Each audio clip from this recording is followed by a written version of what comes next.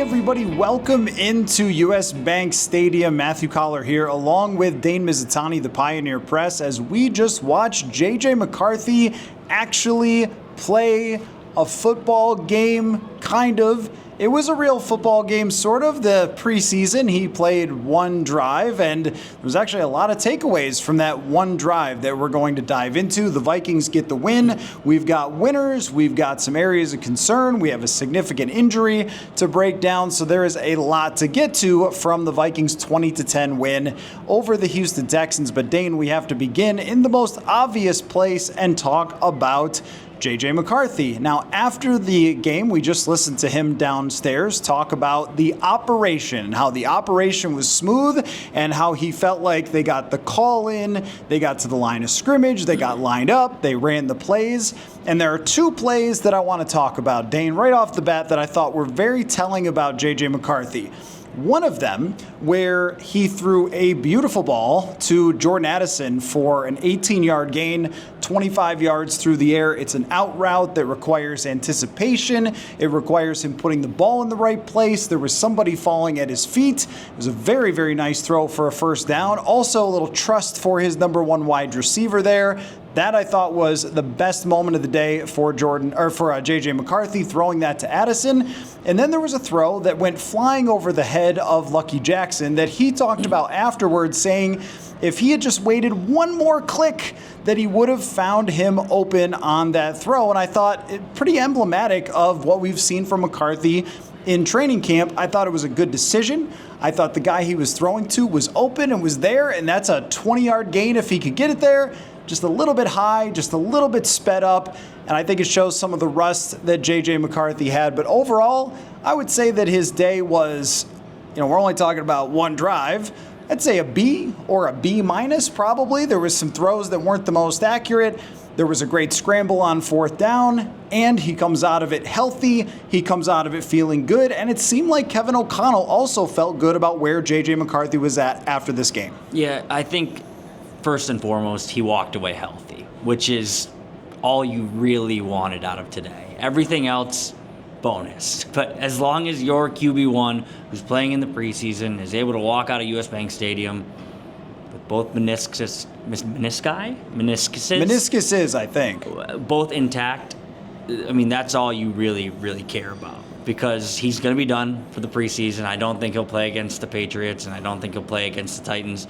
So this was kind of his one chance to see it, and the fact that he's going to be okay coming out of it, that's a good starting point for me. But the throws you brought up, I think, are one emblematic of kind of just his arc as a quarterback, learning how to play the position at the highest level, but also emblematic of his training camp to this point. Some ups, some downs.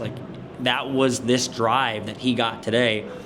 There were some ups and there were some downs. And the up was, yes, that throw to Jordan Addison on the money considering what was happening on his lower half. I think if JJ McCarthy is in a clean, not muddy pocket, he delivers that one perfectly. It doesn't have to be a diving grab by Addison. But that was a good throw to me nonetheless because of what was happening on his feet. He still was able to set, fire, throw with anticipation like you said. So that was an up. The down was the Lucky Jackson throw. You got to make that throw. And we talked about that after the game with him. He said, well, when you're playing against Flo's defense in training camp, it kind of speeds you up. So I have to get more comfortable just trusting my pocket. And that's what these games are for. You can't truly feel what it's like, one, to go against someone else, but two, to really stand in there until you do it. And I think if he gets that chance to throw that ball to Lucky Jackson again, he probably completes it. But there are also probably times where he doesn't, because that is kind of the back and forth of his accuracy to this point. But the way he functioned in the offense, to me, it looked good. I think I would be right at it, a B minus with you, because there was nothing egregious, nothing glaring. The ball moved. It was a 13-play drive, 58 yards. They got points. But it wasn't the best quarterback play we've ever seen. You brought up the two throws. I want to bring up the scramble that you talked about. That to me was not the most impressive play of the day, but it was, to me, the most telling of what it's like to watch coaching happen in real time. Because I go back to a play a couple of weeks ago in practice where JJ McCarthy has a very similar lane to run. He escapes some pressure off the outside, can take off and get yards, and in that moment in practice, he threw back across his body. It nearly was intercepted. 4th down today, he feels the pressure from the outside, he escapes it a little bit and just takes off. It's what him and Kevin O'Connell had talked about after he made the wrong decision in practice. Well, you need to make the right decision in the game. He did that today, so I feel good about where he's at. You can see the growth. You can see it all coming together. We will not see him in another game until we are watching him play on Monday Night Football in Soldier Field next month. But this was, I think, a good test right now, and he passed it to me. When it comes to that scramble, what I really liked about that was that there was no hesitation from McCarthy, not just on the coaching point, which I think you're right on, that he is a few times in practice try to do too much. I'm going to scramble, I could get a first down, but instead I'm going to fire it into this window or throw back across my body. You don't need to do that if the first down is there right in front of you. But I also thought, just from a physical perspective, this is somebody who went through a very traumatic injury and recovery at a very young age that cost him to miss an entire season. You could see where maybe there's a little hesitation. Maybe I'm not really ramping it up. Maybe I'm not really firing on that play. I didn't think there was any hesitation at all. And I also want to say about something like that, that is what was missing during a certain era of recent Vikings football that we have to bring up, that what you see is the velocity on the football, on that Lucky Jackson throw, it's a little high, but it's scooting, and then you see him take off, and he even sort of joked that he's got another gear there, that he's going to wait until the regular season to turn it upfield, that he's not going to turn it upfield on a play like today with the preseason.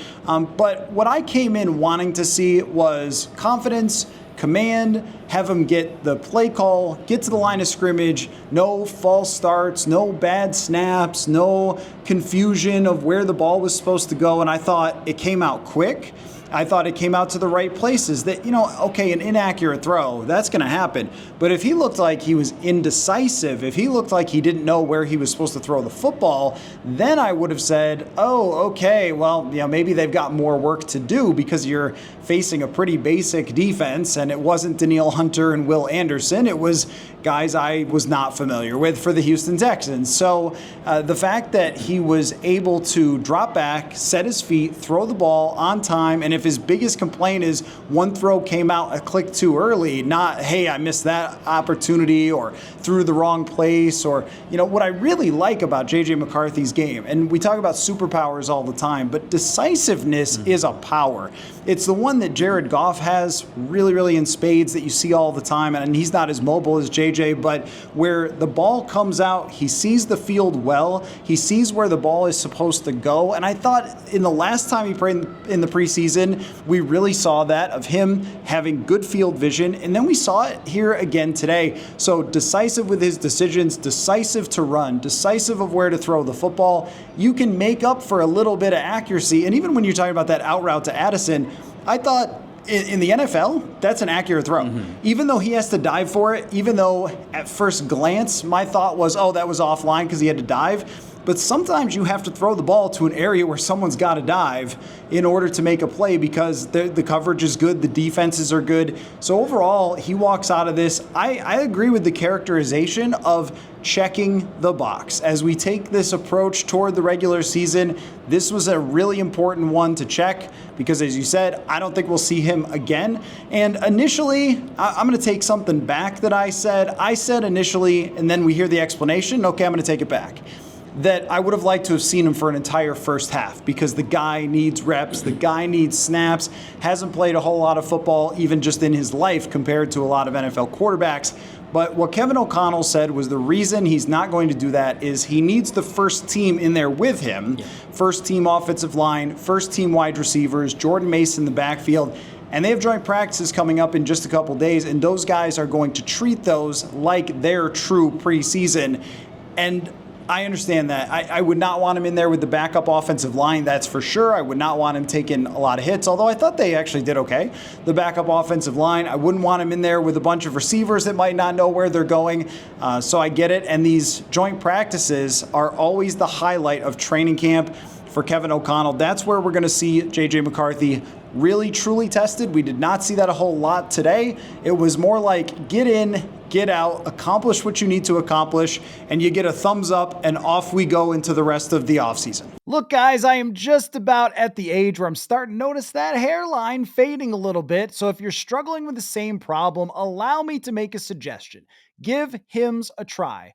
Try Hims Hair Loss Solutions, and you'll be joining the hundreds of thousands of subscribers who found their hair again. Hims provides you with a convenient, quality access to a range of hair loss treatments that work, all from the comfort of your couch. Just answer a few questions, and a medical provider will determine if treatment is right for you. And if prescribed, your treatment is sent directly to you with no shipping cost. The process is simple, 100% online, and there are no uncomfortable doctor visits. No insurance is needed, and one low price covers everything from treatments to your ongoing care.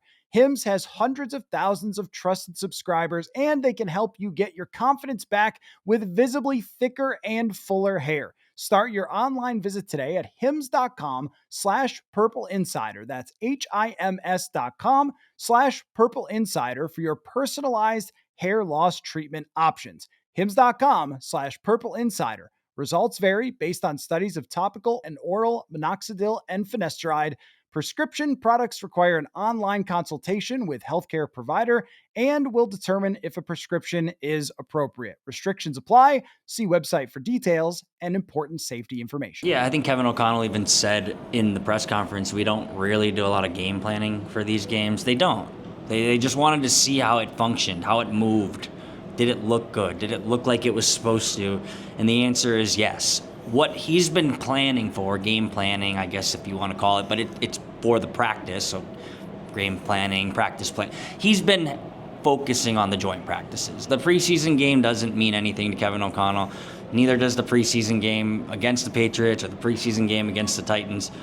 Everything that he's put in place and everything that he's kind of put on JJ McCarthy's plate throughout training camp, I think he's done with the vision of let's see it all come to be in August when the Patriots come to town for joint practices. So this was a bonus, and that's kind of why I walk away what I said right off the top. Just if you're healthy, you did good enough for me.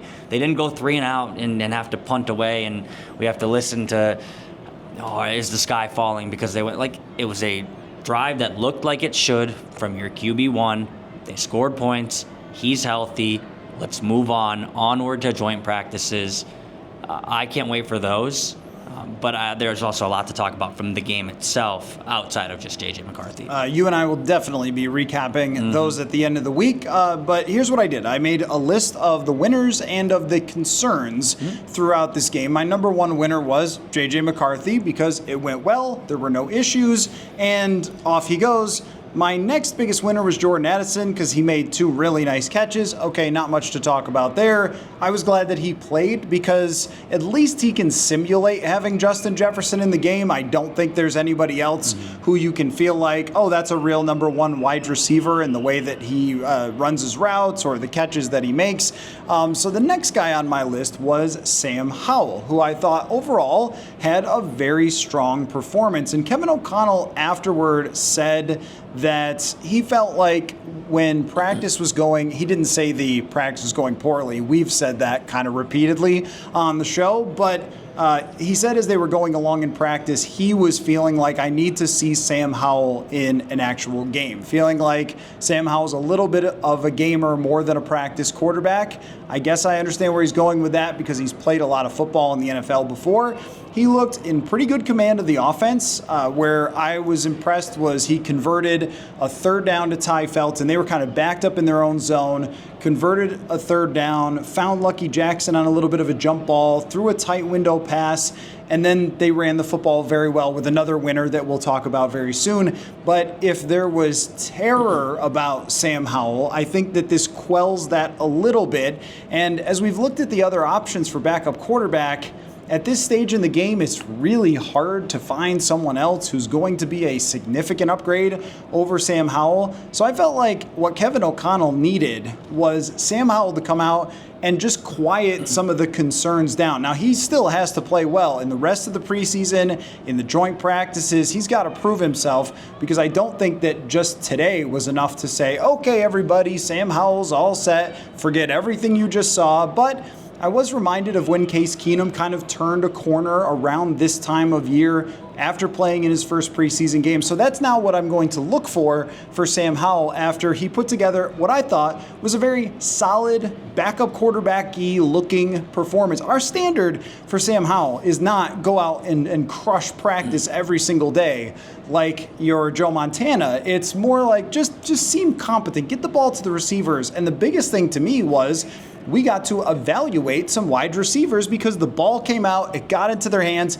and maybe he just needed to not be playing against Brian Flores' defense. Yeah, I did actually have that exact thought while he was moving the ball today pretty effectively. At 11 of 13, 105, a rush for a touchdown on a quarterback sneak. But I had that thought to me. We've seen it in practice with JJ McCarthy going against the ones where it's like, ugh, that looks terrible. Sam Howell has to go against the ones all the time. So there is probably at least a little wrinkle of that I probably have not put enough credence in, is he's going up against these freaks of nature on defense every single day. And that's probably going to at least downgrade how he looks in the aggregate. But what I was looking for out of Sam Howell today was what I got. It can't look like it does in practice. If it looked like it did in practice today, then I think we do have a real problem on our hands. But it didn't. There was a clear-cut shift. He looked comfortable. He looked confident. We talk about the operation with JJ McCarthy. I thought the operation with Sam Howell looked just as good. There was no clunkiness, no pre-snap penalties. The ball moved. He moved the team. So, good. I need to see it again now. I need to see it in joint practices. I need to see it in training camp moving forward. I need to see it in the preseason game against the Patriots and maybe the preseason game against the Titans.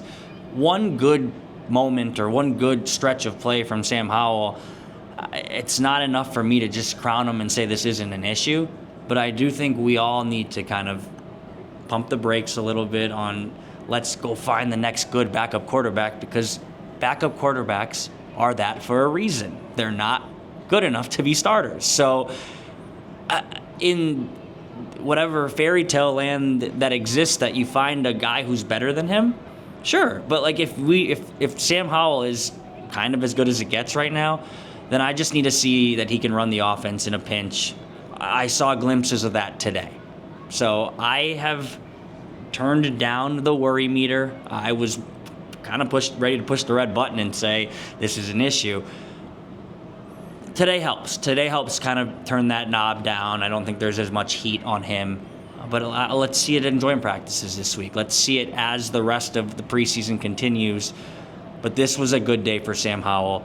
If we're going by your list of winners of the day, outside of JJ McCarthy, Sam Howell is the biggest winner of the day, because he did everything you would want him to do, and I think, and then some, given what we've seen of him to this point. There was almost a relief feeling in Kevin O'Connell's comments about Sam Howell, like, okay, because it doesn't look good, and I really needed him to look that way. And you're right, that if you look around the league, you'll see Josh Johnson out there somewhere performing well in a preseason, Tanner McKee performing well in a preseason. It's not exactly the greatest evaluation time. So there is that. Like, if you're still concerned about it, you're not a crazy person. But at very least, you went, oh yeah, this guy has played in the NFL before, because at times during practice it looked like he was still really trying to figure things out.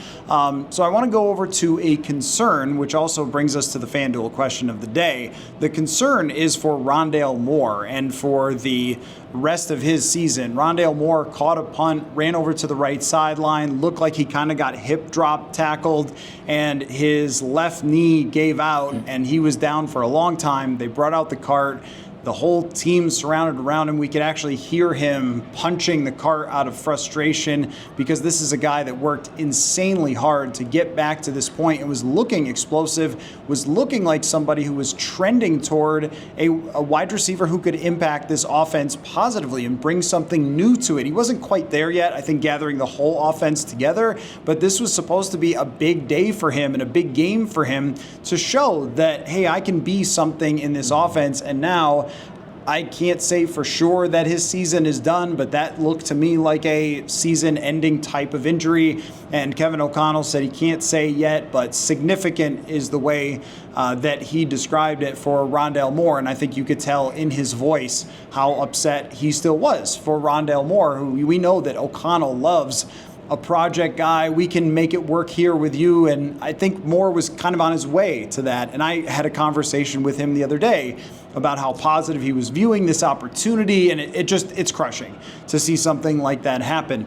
Unfortunately, because it's the NFL, we move forward to the next guy in the depth chart and the situation that they're in, and the guy who continues to get those top snaps, those premium snaps with Jefferson on the sideline, is Lucky Jackson. So the FanDuel question of the day is, will you be drafting Lucky Jackson at the back end of your fantasy draft just in case he actually elevates himself to a wide receiver 3 for a while and maybe some sort of playmaker in this offense? Are you buying Lucky Jackson? That is the FanDuel question of the day. So I pose that to you. After Lucky, I thought, had a good game. He reached up and made a grab, had another reception here, and has looked very comfortable so far with the first team both today and then and the second team today and in practice. So are you buying Lucky Jackson?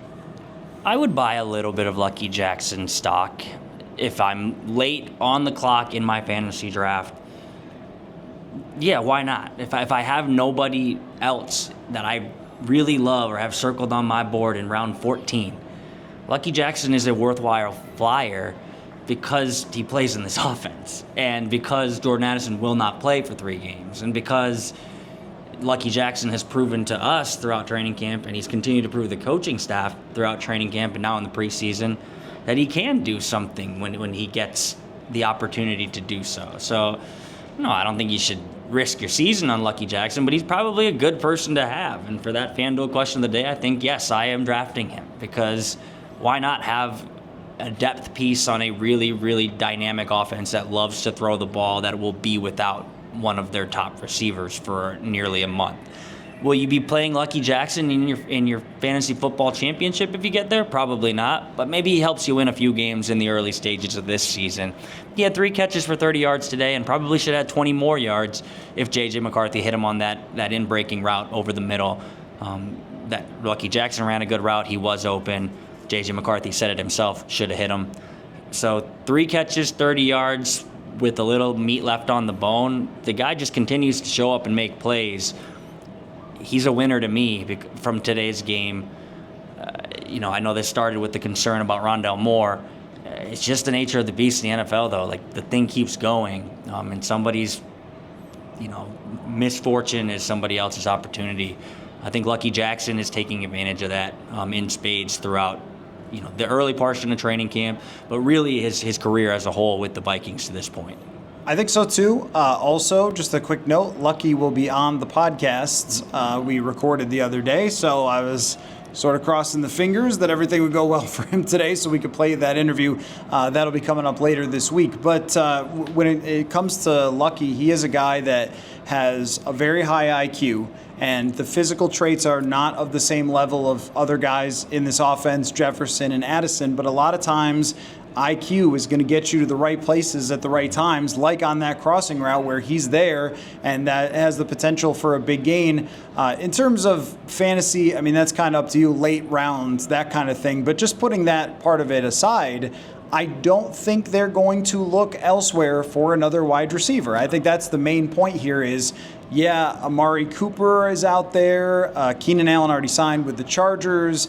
I know that Vikings fans want Adam Thielen. You told me you also want Adam Thielen here if there's an opportunity for that.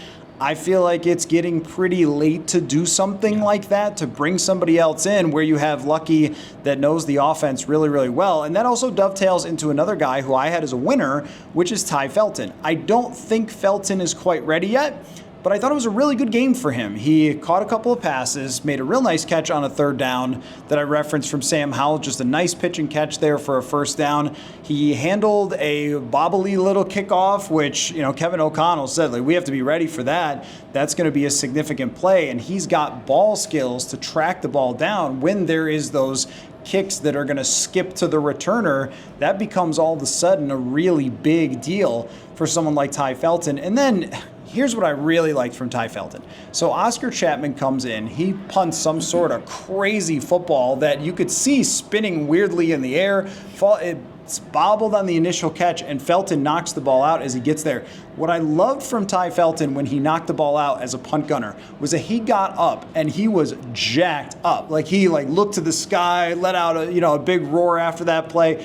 I think that this year he could have a serious impact on special teams as a returner where he looked comfortable and as a gunner, because I'm not sure that's going to be Tim Jones if he's going to have a spot on this team right now. So I thought Felton had a very good day from that perspective. I don't think that he's more ready than Lucky Jackson is to be a part of this offense, but special teams and maybe the occasional handful of reps per game while Addison is out, and they can really start to assess where he's at. Yeah, I think, truthfully, this is going to be more of a redshirt year for Ty Felton when it comes to functioning as a piece in this offense.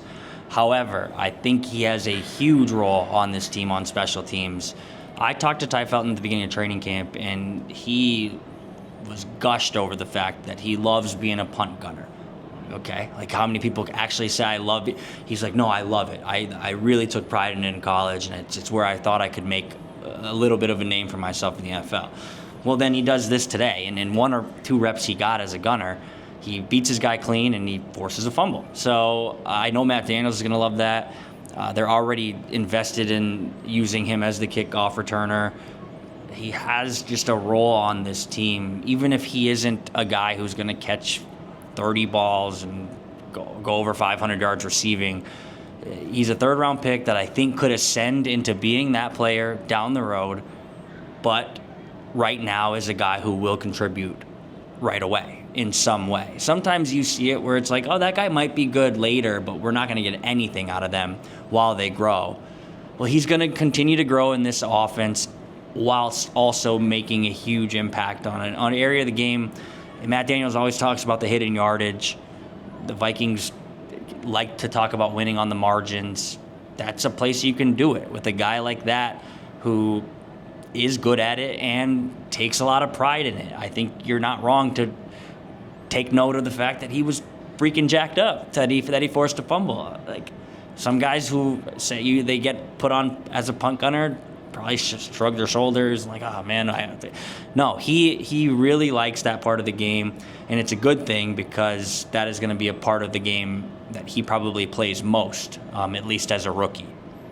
Okay, I got 2 guys who I thought were player of the game. I don't know if they do a hockey belt that they give out for a player of the game for a preseason game, but if we were doing that, I know who I would give it to on offense and defense. Xavier Scott on the offensive side and Gabe Murphy on the defensive side. Now I want to talk about the guy who could make a faster impact on this team, which is Gabe Murphy. Yeah. We came into this wondering, all right, so you got Dallas Turner, you got Van Ginkel, you got Jonathan Grenard. It's one of the best units in the NFL, but what after that?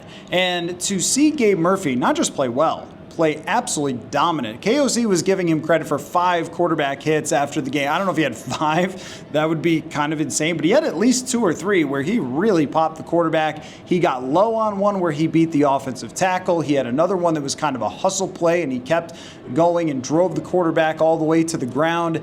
Gabe Murphy had a phenomenal day, and we've talked about this team's ability to kind of identify and find guys that are undrafted free agents and invest in the undrafted free agents and find players in kind of corners of the world that you wouldn't expect. And I think Gabe Murphy just showed us, hey, Gabe Murphy's here. It's funny because we talked about him so much more last year when he emerged on the scene, and we were going, oh, wow, they got a UDFA. but then he got hurt. We didn't see him until the Atlanta game late in the season. Didn't really see him much after that, and so kind of out of sight, out of mind. And I think he's been really good in training camp, but this was a let's not forget there's a little bit of depth here, and I maybe it's going too far off one game, but I thought, is he going to get like a Jihad Ward role out of this where he is thrown in as an extra on that NASCAR package that they have on third down? Like, he was that good today. Yeah, I think he's a guy who they've liked going back to last summer, and I think if he didn't get hurt last summer, he might have carved out a role for himself last season. I think he's proven that he makes plays when he's out there. We talked to him in the locker room afterwards. He said this game was fun because I've been getting to the quarterback a lot in practice, but I can't take them down because they're wearing those pesky red non-contact jerseys. He has an intensity about him. He really likes it. We talk about how Ty Felton likes punt gunning. Gabe Murphy likes tackling the quarterback. That was pretty clear based on our talk with him today. But he is a guy that they've liked for a while now, and a guy that maybe has flown under the radar in training camp because guys like Dallas Turner. Dallas Turner has been maybe the biggest riser of training camp with how he's looked. So by nature, I think Gabe Murphy does get lost in the sauce a little bit. Well, here he is. Dallas Turner plays a couple of series and he's done for the day.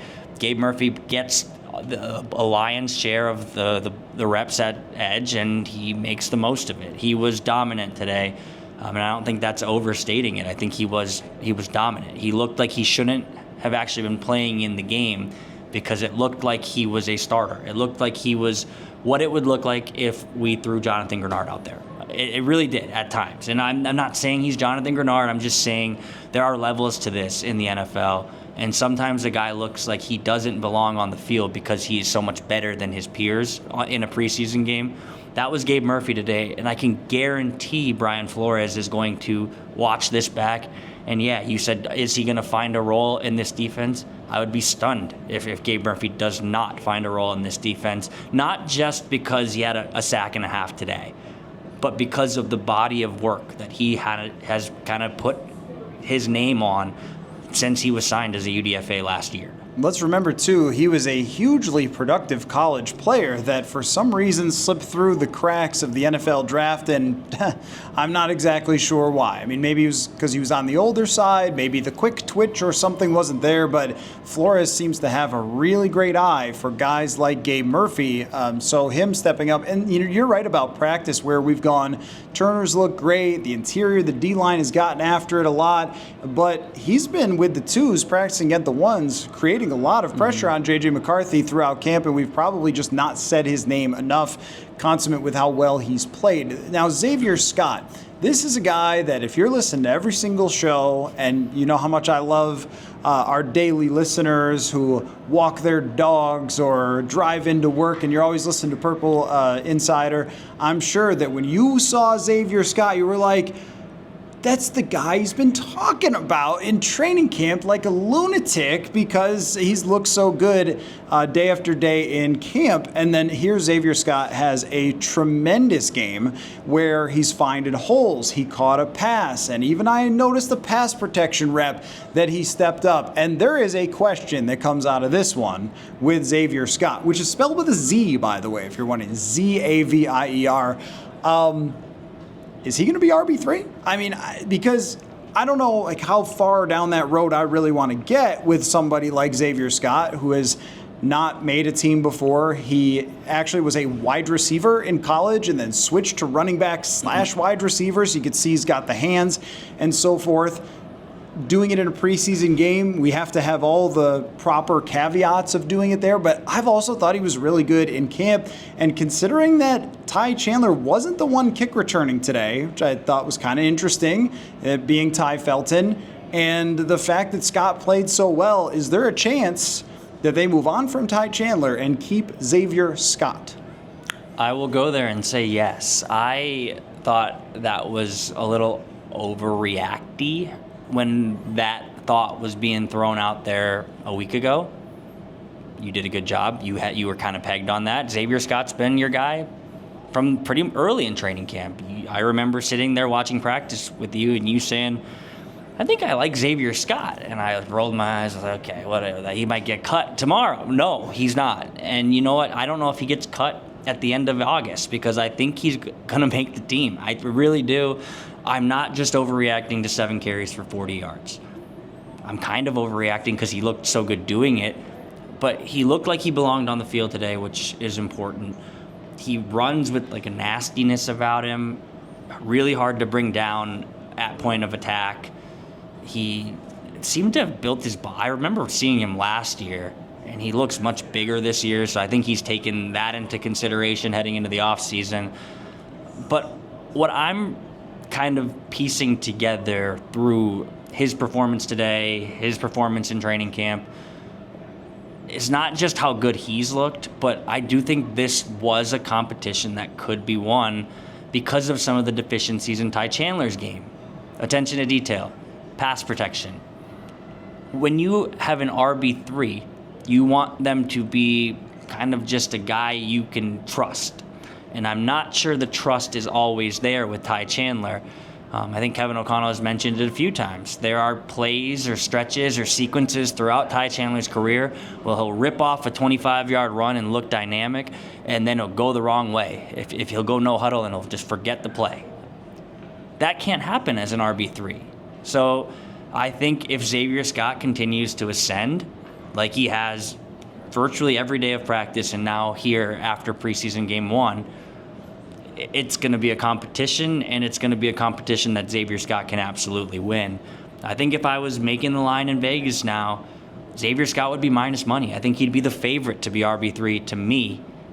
That might sound crazy. We're getting crazy out on preseason game 1. But I really think he's been impressive through the summer. I think today he was good. I think he was hands down better than Ty Chandler today. And I don't know. I look at Ty Chandler as somebody who has kind of left himself vulnerable with some of his deficiencies. And especially if he's not going to be your starting kick returner, then you better be damn good at all the things that it takes to be a running back. He's fast, he's explosive, but there are areas of his game that need improvement. And areas of those areas that need improvement for Ty Chandler, Xavier Scott might just be better than him at those right now. So it's absolutely a competition. I'll go ahead and say Xavier Scott for RB3 maybe in a few weeks. I will be wrong, but I'm okay to stand on business right now and say it. I'm not quite there yet, even as the Xavier Scott guy, but he made an argument for himself. And I also think maybe, too, if you're going to be RB3, you can't just be RB3. You've got to return. You've got to play a big role on special teams. And I saw Xavier Scott out there quite a bit today on special teams, and that may swing the tide in one way or another. Maybe they've just seen enough from Chandler that they want to go a different direction. We'll see. That's suddenly becoming a very interesting cut-down day conversation. Now, I want to go to a concern, and that would be Donovan Jackson. Did not feel like it went well for Donovan Jackson today in his handful of reps. It was only 12 snaps, but he did get bowled over on one play. Didn't really look like he was able to get much drive in the run game on a couple of handoffs. And what do you make of just a couple of plays? I don't know, but he is a first-round draft pick who should not really be at the quarterback's feet in a situation like this where there wasn't anybody else coming at him. It wasn't a blitz. It wasn't confusion. It was sort of mano-a-mano, and he ends up getting knocked back. That was not what you wanted to see from him. He did not look like the first-round draft pick. If someone had told you that there was a first-rounder out there, I wouldn't have guessed it was him based on how he looked. And again, this is with all recognition that we're talking about one drive that he was out there, but I would have had him on my list of most interesting players to watch, even in a very tiny sample size. And I think what today does for Donovan Jackson is it really puts him under the gun for the joint practices here, because the New England Patriots have some fantastic interior defensive linemen, including Milton Williams, who they spent $25 million a year, $26 million a year on.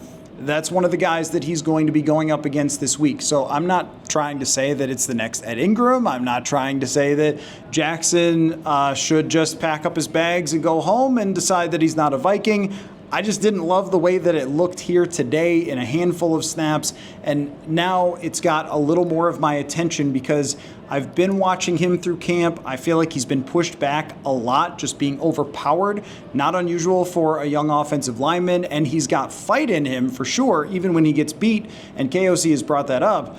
But when the biggest compliment is, hey, when he gets beat, he has recovered, that's also a little bit red flag to me, and today was a little bit red flag to me there. And at least they have Blake Brandel if it starts to go bad, that they could always go there, but they've really dubbed him the starter from day one. Brandel has not been a part of this at all. In fact, Brandel played a lot of right tackle today with the second team, and maybe if they're not too happy with Skol, that they could use Brandel as the swing tackle also. But the fact that Jackson didn't really look the part today, I thought that goes under the concern category. Yeah, it probably gets my antennas up a little bit.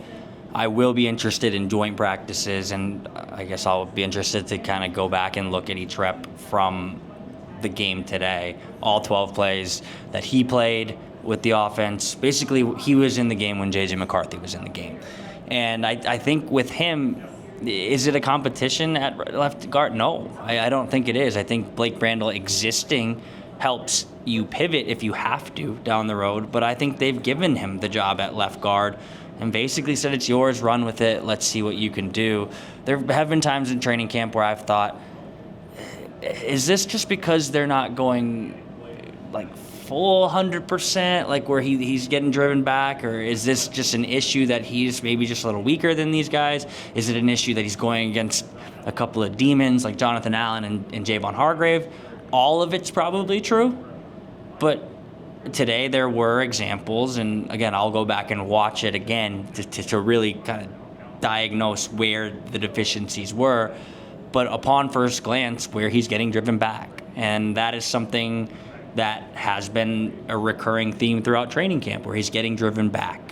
I think his skill, or one of his biggest skill sets or biggest parts of his game, is that he can get out in space. We've seen him on screen passes in practice be the first guy leading the way. He's fleet of foot at his size, but at the end of the day, this team talks about play style. They talk about establishing the run, winning the line of scrimmage, all the things that you see win in the playoffs. That's what the Vikings want to be able to do.